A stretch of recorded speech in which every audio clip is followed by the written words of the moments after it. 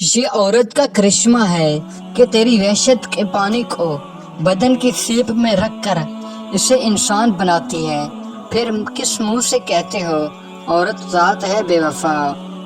اپنی بیوی کا تہ دل سے شکریہ ادا کریں، کیونکہ وہ موت کی وادیوں سے گزر کر آپ کو باپ بناتی ہے۔ عورت کا دنیا میں پہلا روپ ہی رحمت ہے، بیٹی بن کر سب کے خاندان کے دلوں پر راج کرتی ہے، بہن بن کر بھائی کی سچی اور مخلص دوست اور ماں کا بازو بن جاتی ہے۔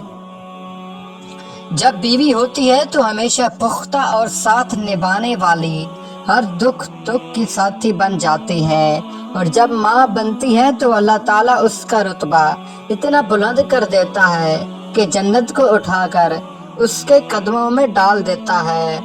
کتنی نازک ہوتی ہیں لڑکیاں، پسند کا سوٹ نہ ملے تو عید نہیں مناتی، مگر ایک ناپسندیدہ انسان کے ساتھ چپ چاپ زندگی گزار دیتی ہیں۔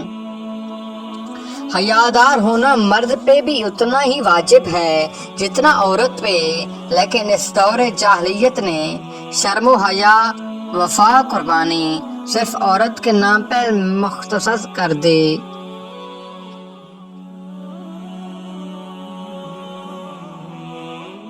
طاقت کی ضرورت تب ہوتی ہے جب کچھ برا کرنا ہو، ورنہ دنیا میں بھی حاصل کرنے کے لیے پیاری کافی ہے۔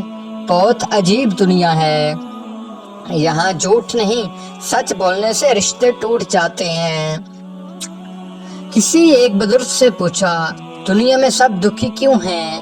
بزرگ نے مسکرا کر کہا، خوشیاں سب کے پاس ہیں، بس ایک کی خوشی دوسرے کا درد بن جاتا ہے۔